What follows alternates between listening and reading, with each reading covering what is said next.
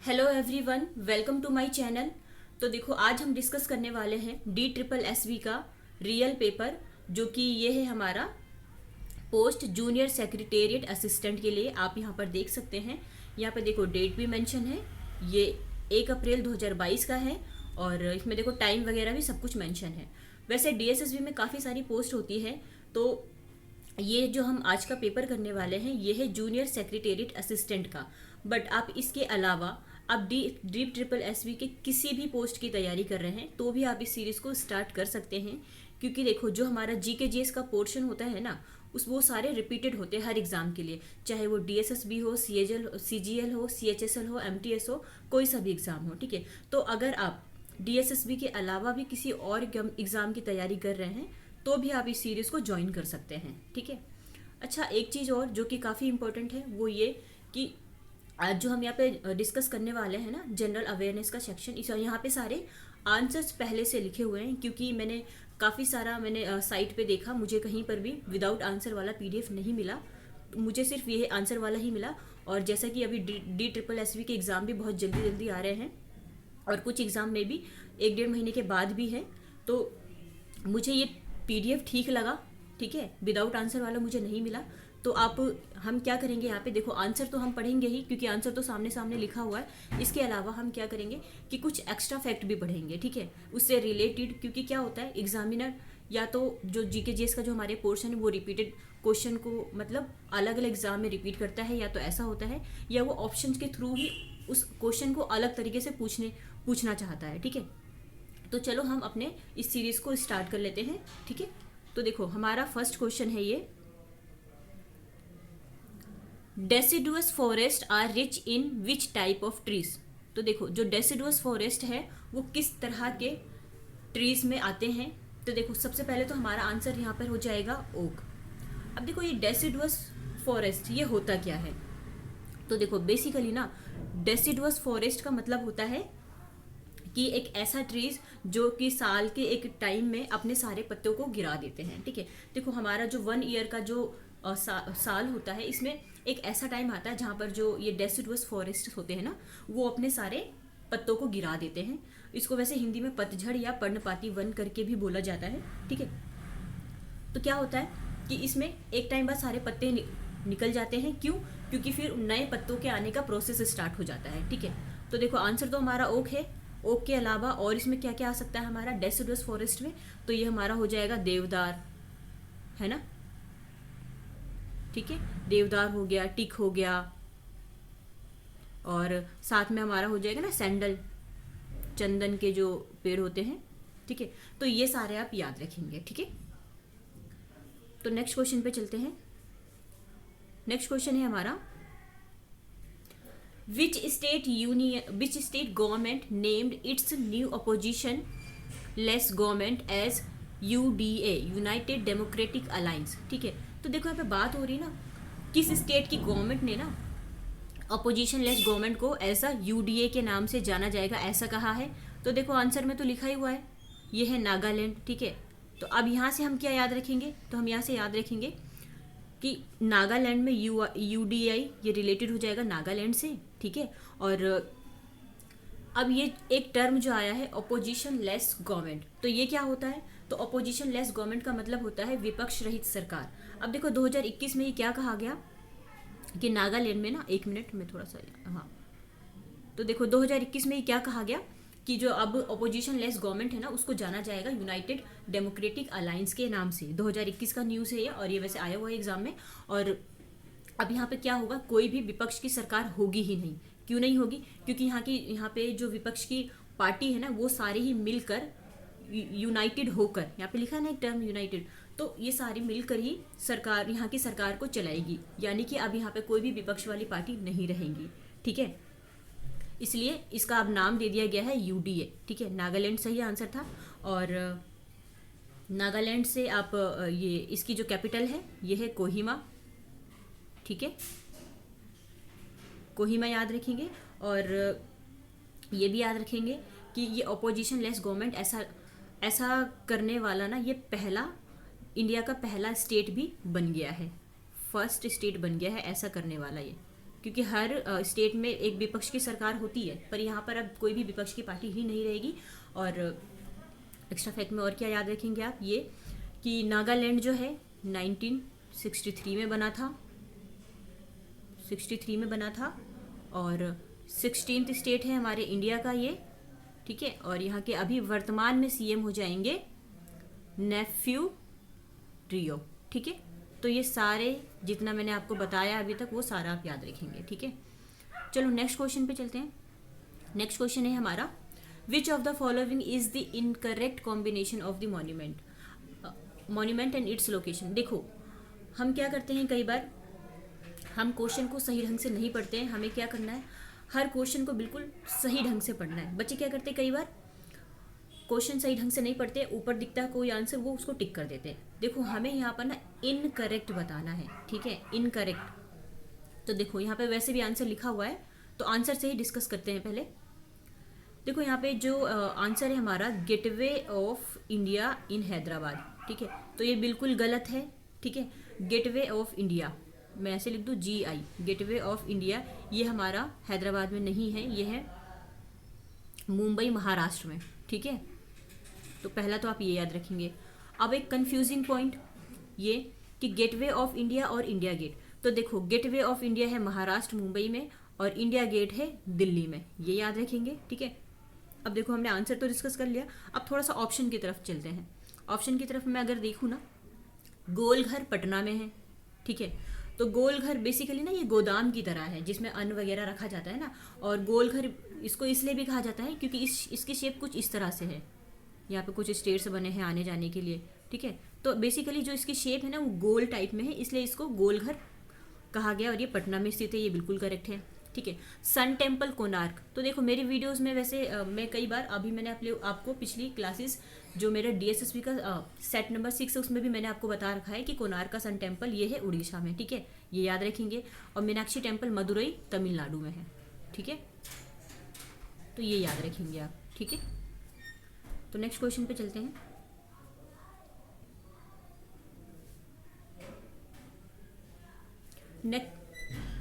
Next question है हमारा, who among the following became the first Indian to be a part of a championship roster at any level of NBA in August 2021। देखो यहाँ पे बात हो रही है ना, अगस्त जो 2021 में ना NBA के किसी भी लेवल पर चैंपियनशिप रोस्टर का हिस्सा बनने वाले पहले इंडियन कौन बन गए हैं, ठीक है। तो देखो आंसर लिखा है प्रिंसपाल सिंह, ठीक है। तो ये तो हमारा आंसर करेक्ट है, और ये याद रखेंगे आप कि ये ना ये NBA का खिताब जीतने वाले पहले भारतीय बन गए हैं, ठीक है। अब एक ये और ये भी याद रखेंगे कि ये बास्केटबॉल प्लेयर है, बास्केटबॉल प्लेयर यहाँ पे, ठीक है, ये बास्केटबॉल प्लेयर है। अब देखो एक टर्म आया ना यहाँ पे NBA, क्या है ये NBA? तो ये NBA है नेशनल बास्केटबॉल एसोसिएशन, ठीक है। और ना ये नॉर्थ अमेरिका में बास्केटबॉल आयोजित करने वाली एक संस्था है, ठीक है। अब देखो हमने ये सारा डिस्कस किया, अब उसके बाद हम डिस्कस करते हैं कि देखो अखिलन परी, एक मिनट में इसको ऐसे कर दूं, ये है हमारा अखिलन परी, रिकिन पेथनी एंड ये त्रिदीप राय, ये हमारे सारे हैं बास्केटबॉल प्लेयर, ये बास्केटबॉल प्लेयर है। और अभी देखो मैंने आपको ये भी बताया ना प्रिंसपाल सिंह, ये भी बास्केटबॉल प्लेयर है। तो ये चारों याद रखेंगे कि चारों ही बास्केटबॉल प्लेयर हैं, क्योंकि कई बार एग्जामिनर क्या करता है, प्लेयर का नाम लिख देता है और पूछता है ये कौन से खेल से संबंधित है, ठीक है। तो ये चारों ही बास्केटबॉल प्लेयर है, इतना आप याद रखेंगे। चलो नेक्स्ट क्वेश्चन पे चलते हैं। नेक्स्ट क्वेश्चन है हमारा, identify the correct combination of monument and it's respective state. तो देखो कॉम्बिनेशन, करेक्ट कॉम्बिनेशन मिलाना है हमें इसका। तो देखो आंसर तो है हमारे पास ये छोटा इमाम बाड़ा यूपी में कहाँ है ये, तो ये है लखनऊ में,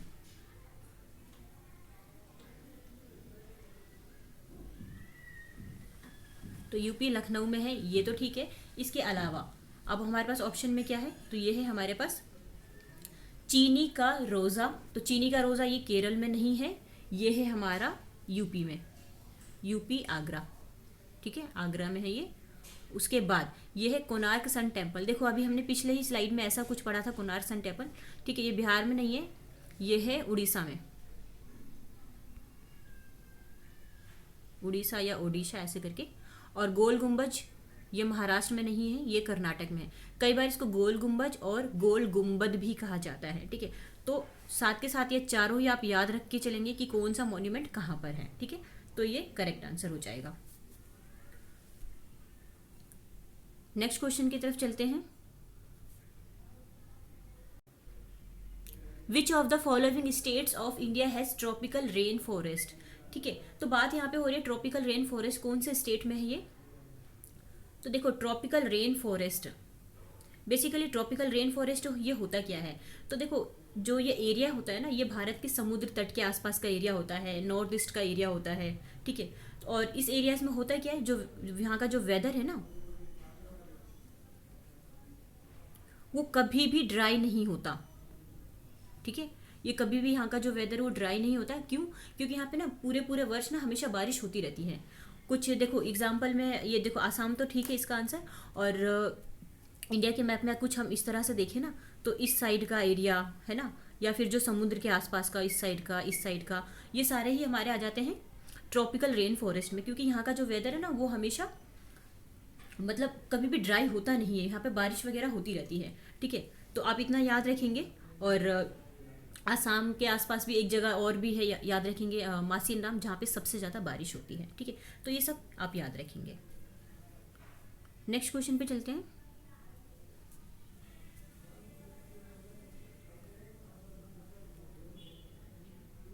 नेक्स्ट क्वेश्चन है हमारा, which of the following phyla does an earthworm belong to.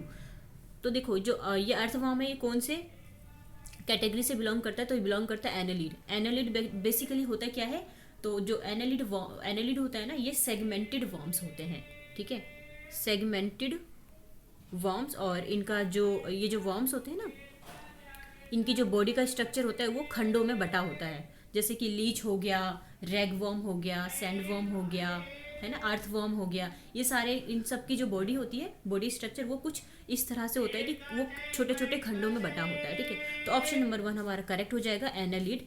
Annelid में सारे जो मैंने आपको बताए, लीच वगैरह, लीच, रैगवॉर्म, सैगवॉर्म, ये सारे हमारे ठीक हो जाएंगे, ठीक है। नेक्स्ट क्वेश्चन पे चलते हैं। नेक्स्ट क्वेश्चन है हमारा, with which of the following state is the famous musician Rock Tom Fernandes associated. तो देखो एक फेमस म्यूजिशियन है, इनका नाम है रॉक टॉम फर्नांडिस। तो ये बिलोंग करते हैं गोवा से। ये जस्ट 1 लाइनर फॉर्मेट में याद रखने वाला क्वेश्चन है, ठीक है। तो ये बिलोंग करते हैं कहाँ से, गोवा से। गोवा की जो कैपिटल है वो हो जाएगी पणजी, ठीक है, ये याद रखेंगे। नेक्स्ट क्वेश्चन पे चलते हैं। Who host the flag at the red fort in new Delhi on the occasion of independence day. तो देखो बात हो रही है ना, इंडिपेंडेंस डे वाले दिन ना रेड फोर्ट पर, दिल्ली के रेड फोर्ट पर कौन है जो नेशनल फ्लैग को फहराते हैं। 1 मिनट। तो देखो आप सबको पता ही होगा, जो हमारे भारत के जो प्रधानमंत्री होते हैं वही नेशनल फ्लैग को फहराते हैं, ठीक है। तो अभी हमारे वर्तमान में जो प्रधानमंत्री वो है नरेंद्र मोदी जी, ठीक है। अच्छा, अब यहाँ पे बात फहराने की हो रही है ना, तो पहली बार कब फहराया गया इसको, तो इसको फहराया गया था 15 अगस्त 1947 वाले दिन, ठीक है, जब हम आज़ाद हुए थे। और हमारे उस समय प्रधानमंत्री कौन थे, तो वो थे जवाहरलाल नेहरू, जो कि फर्स्ट प्राइम मिनिस्टर थे, ठीक है, जवाहरलाल नेहरू। अच्छा, इसके साथ में ही मैं अगर फीमेल की बात करूँ तो फीमेल में फर्स्ट प्राइम मिनिस्टर थी इनकी ही बेटी इंदिरा गांधी जी, ठीक है। अब देखो यहाँ पे जो रेड फोर्ट पे ये जो झंडा फहराया जाता है ना, ये लाल किले के लाहौरी गेट से फहराया जाता है, ठीक है। और अगर मैं जवाहरलाल नेहरू की बात करूँ तो इन्होंने 17 बार इसको फहराया है, ठीक है। हालांकि काफ़ी सारे प्रधानमंत्री ने बहुत बार फहराया है, बट ये फर्स्ट है, इसलिए मैं इनके बारे में आपको बता रही हूँ, ठीक है। तो ये सारे आप याद रखेंगे। नेक्स्ट क्वेश्चन पे चलते हैं।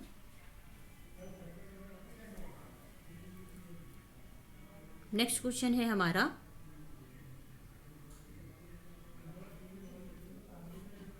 एक मिनट।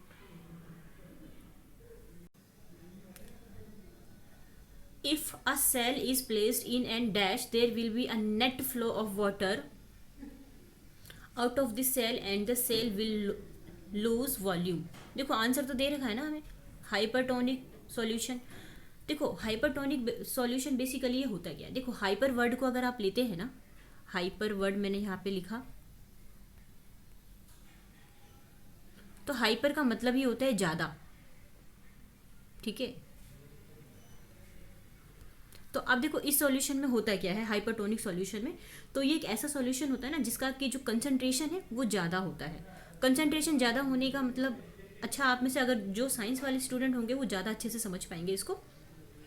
कंसंट्रेशन लेवल ज़्यादा होने का मतलब क्या होता है कि इसमें सॉल्यूट ज़्यादा होगा, और जब सॉल्यूट ज़्यादा होता है ना तो इसमें जो H2O होता है ना हमारा पानी, वो कम हो जाता है।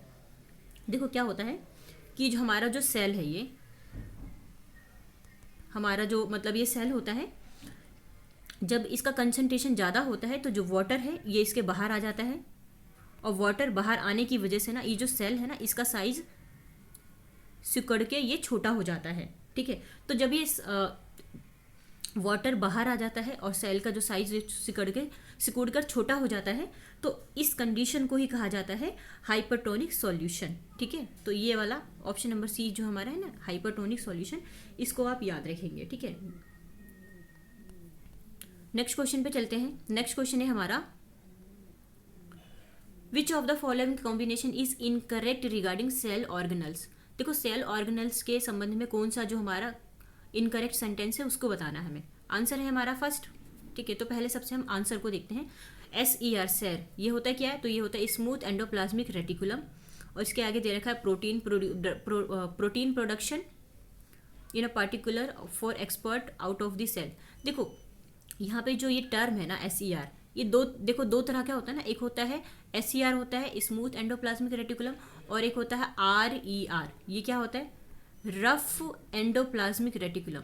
तो यहाँ पे जो ये चीज़ें बताई गई ना, प्रोटीन प्रोडक्शन करना और यहाँ पे ना export out of the cell, तो ये जो सारी जो क्वालिटी है ये बताई गई है RER की, यानी कि रफ एंडोप्लाज्मिक रेटिकुलम की। तो ये वाला नहीं होगा, इसकी जगह यहाँ पर ये आना चाहिए था RER, रफ एंडोप्लाज्मिक रेटिकुलम, ठीक है। तो इनकरेक्ट बताना था, तो ये तो हमारा इनकरेक्ट है। इसके अलावा ये भी देख लेते हैं। देखो लाइसोसोम, इसको सुसाइडल बैग कहा जाता है, बिल्कुल करेक्ट है ना।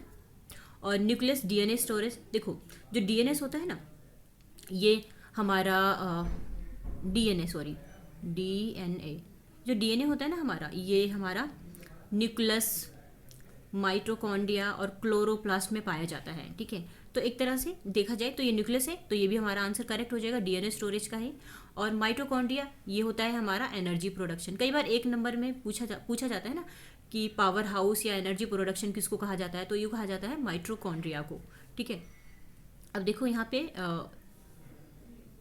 माइटोकॉन्ड्रिया है, इसके बारे में अगर मैं बात करूँ ना, तो ये एक ऐसा सेल ऑर्गन होता है जो एक सेल के अंदर प्रेजेंट होता है, और हम मतलब कि हम जो भी कुछ खाते हैं ना उस फूड को ना ये एनर्जी में कन्वर्ट करने का काम करता है। कौन, माइटोकॉन्ड्रिया। तो पावर हाउस, एनर्जी हाउस, इस तरह के कुछ नेम जो होते हैं ये हम यूज़ करते हैं माइटोकॉन्ड्रिया के लेकर, ठीक है। तो ये सारे आप याद रखेंगे। नेक्स्ट क्वेश्चन है हमारा,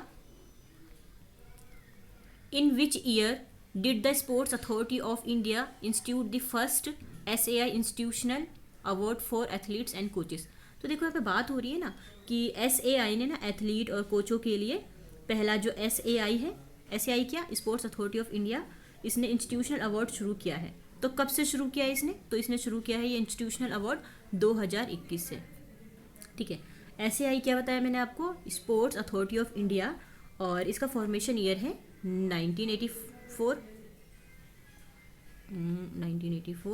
और ये जो भारत में खेल है ना उस खेल के विकास के लिए इसको बनाया गया है, ठीक है, SAI को, ठीक है। तो इतना याद रखेंगे आप। नेक्स्ट क्वेश्चन पे चलते हैं। इन optics a relationship between the path taken by a ray of light in crossing the boundary or surface of separation between two contacting substances and the refractive indexes of each is called। देखो यहाँ पे ना answer दे रखा है Snell's law, ठीक है। क्या होता है ये स्नेल्स लॉ, तो बेसिकली जो स्नेल्स लॉ होता है ना उसमें क्या होता है कि जो हमारी जो प्रकाश की जो किरण होती है ना एक माध्यम से दूसरे माध्यम में चली जाती है, ठीक है, हमारे जो प्रकाश की किरण है, आई होप मैं आपको समझा पा रही हूँ, वो एक माध्यम से वो एक माध्यम से दूसरे माध्यम में चली जाती है। और इसमें क्या होता है, इस सिचुएशन में जो साइन आई होता है और साइन आर होता है, ये हमेशा ना नियत रहता है। ठीक है, तो ये जो मतलब ये जो प्रोसेस चलता है ना, इसको ही कहा जाता है स्नेल्स लॉ। स्नेल्स लॉ, यहाँ पे आपको ये फॉर्मूला याद रखने की ज़रूरत है। ठीक है, और थोड़ा सा अगर मैं सीधा सीधा बोल दूँ ना, तो ये इसको यूज़ किया जाता है describe the relationship between the angles of incidence and refraction. ठीक है, इंसिडेंस एंड रिफ्रैक्शन के बीच में। ठीक है, और इसका फॉर्मूला आप याद रखेंगे, सिर्फ इतना ही याद रखना है, ज़्यादा आपको याद नहीं रखना है। ठीक है, और ये रिलेटेड है लाइट वगैरह से, स्नेल्स का लॉ। ठीक है, नेक्स्ट क्वेश्चन पे चलते हैं। देखो नेक्स्ट क्वेश्चन है हमारा, the serum institute of India is located in. अच्छा, मैंने जो आपको सेट 6 कराया है ना, मे बी उसमें ये सारे तो नहीं, कुछ हद तक क्वेश्चन मैंने आपको ही करा रखा है। ठीक है, तो देखो the serum institute of India is located in dash. देखो सीरम इंस्टीट्यूट ऑफ इंडिया ये लोकेटेड है महाराष्ट्र पुणे में, और ये देखा जाए ना तो सबसे बड़ी वैक्सीन निर्माता कंपनी भी है। इसके अलावा जैसे BCG का टीका हो गया, टेटनस का हो गया, पर्ट्यूसिस हो गया, है ना, ये सारे ही टीके का निर्माण ये करती है सीरम इंस्टीट्यूट ऑफ इंडिया, जो कि महाराष्ट्र पुणे में स्थित है। ठीक है, नेक्स्ट क्वेश्चन पे चलते हैं। नेक्स्ट क्वेश्चन है हमारा, which of the following type of forest is categorised as monsoon forest.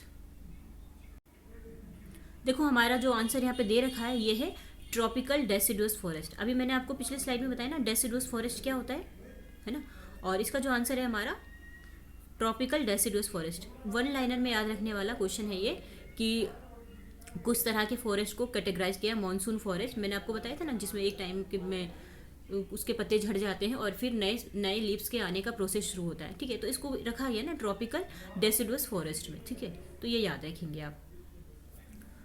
Next question पे चलते हैं। नेक्स्ट क्वेश्चन है हमारा, the lasya in Indian classical dance denotes. तो देखो जो लस्या है ना, एक तरह से ना ये फीमेल का डांस होता है और ये ग्रेस को शो करता है। और लस्या बेसिकली ना इसको पार्वती जी के द्वारा किया जाता है। जिस तरह से शिव जी तांडव करते हैं ना, वैसे ही जो लस्या है वो पार्वती जी से रिलेटेड हो जाएगा। और बात हो रही क्लासिकल डांस की, तो टोटल 8 क्लासिकल डांस है। ठीक है, ये याद रखेंगे आप। ठीक है, नेक्स्ट क्वेश्चन पे चलते हैं। नेक्स्ट क्वेश्चन है हमारा, which of the following is considered as the purest form of natural water in Rajasthan. तो देखो जो राजस्थान में प्योरेस्ट फॉर्म होता है ना नेचुरल वाटर का, इसको पालर पानी कहा जाता है। और बेसिकली इसमें क्या करते हैं कि लोग बरसात का पानी भी इकट्ठा करते हैं। ठीक है, तो बरसात का पानी इकट्ठा करना और एक जो प्योरेस्ट फॉर्म है नेचुरल वाटर का, इसको ही पालर पानी कहा जाता है राजस्थान वगैरह के एरिया में। ठीक है, नेक्स्ट क्वेश्चन पे चलते हैं। देखो नेक्स्ट क्वेश्चन है हमारा, देखो यहाँ पे तो कुछ हमें याद रखने की ज़रूरत नहीं है, क्योंकि जस्ट वन लाइनर फॉर्मेट में याद रखने वाला क्वेश्चन है पालर पानी ये है क्या। ठीक है, नेक्स्ट क्वेश्चन है question number 18, identify the odd option from among the following. तो ऑड ऑप्शन में हमारा है यहाँ पर हाइड्रोजन। ठीक है, अब देखो हाइड्रोजन ये ऑड क्यों है यहाँ पे, क्योंकि जो हाइड्रोजन है ना ये हमारा है, आप अगर पीरियोडिक टेबल में देखते हैं ना तो ये नोबल गैस की कैटेगरी में आता है हमारा हाइड्रोजन। ठीक है, और ये सबसे हल्की गैस भी होती है, ये भी याद रखेंगे आप, हल्की गैस हाइड्रोजन। ठीक है, और इसके अलावा जो हमारे पास ऑप्शंस में और है, जैसे ऑप्शन में हमारे पास है आर्गन, हीलियम, नियोन, ये हमने पढ़ लिया हाइड्रोजन का है ना, आर्गन, हीलियम और नियोन। तो ये सारे ना हमारी नोबल गैस है, यानी कि इनर्ट गैस है।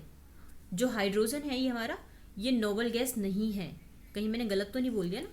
देखो हाइड्रोजन नोबल गैस नहीं है ये, बाकी इसके अलावा जो है हीलियम है, आर्गन है, नियोन है, ये सारे हमारे नोबल गैस है, यानी कि इनर्ट गैस की कैटेगरी में रखा गया है इनको, इनर्ट गैस। ठीक है, ये याद रखेंगे आप। नेक्स्ट क्वेश्चन की तरफ हम चलते हैं। अच्छा, पीरियोडिक टेबल से रिलेटेड अगर जैसे कुछ इंपॉर्टेंट क्वेश्चन भी पूछे जाते हैं तो आप वो पढ़ सकते हैं। ठीक है, नेक्स्ट क्वेश्चन पे चलते हैं। नेक्स्ट क्वेश्चन है हमारा, income tax received by the government is an example of dash. तो देखो, जो इनकम टैक्स होता है गवर्नमेंट से, income tax received by the government is an example of, तो इसको किस कैटेगरी में रखा गया, तो इसको रखा गया है रिवेन्यू रिसिप्ट की कैटेगरी में। ठीक है, जो गवर्नमेंट हमसे इनकम टैक्स लेती है ना, उसको रखा गया है रिवेन्यू रिसिप्ट की कैटेगरी में। इतना आप याद रखेंगे। नेक्स्ट क्वेश्चन है हमारा, which of the following is the correct mirror formula. देखो, मिरर फार्मूला की बात हो रही है, ऑप्शन नंबर 1 हमारा करेक्ट हो जाएगा। अब यहाँ पे जो ये है ना 1YF 1YV प्लस 1YU। अब देखो ये F क्या होता है, तो ये हमारा होता है फोकल लेंथ। ठीक है, फोकल लेंथ होता है F हमारा। V होता है इमेज डिस्टेंस फ्रॉम द पोल। ठीक है, मैं बोल देती हूँ, यहाँ लिखने की जगह नहीं है। इमेज डिस्टेंस फ्रॉम द पोल, ये V होता है हमारा। और U क्या होता है, ये होता है ऑब्जेक्ट डिस्टेंस फ्रॉम द पोल। ठीक है, ऑब्जेक्ट डिस्टेंस फ्रॉम द पोल। ठीक है, तो सिर्फ आप यहाँ पे ये फॉर्मूला याद रखेंगे। ठीक है, और देखो हमने यहाँ पे 20 क्वेश्चन की सीरीज़ को ख़त्म कर लिया है। तो अगर आपको ये सीरीज़ कैसी लगी, और अगर आपको ये सीरीज़ अच्छी लगती है तो आप इसको लाइक कर दीजिए, और अगर आप चाहते हैं कि मैं ऐसी सीरीज़ और लाऊं तो आप मुझे कमेंट में बता सकते हैं। ठीक है, so thank you so much.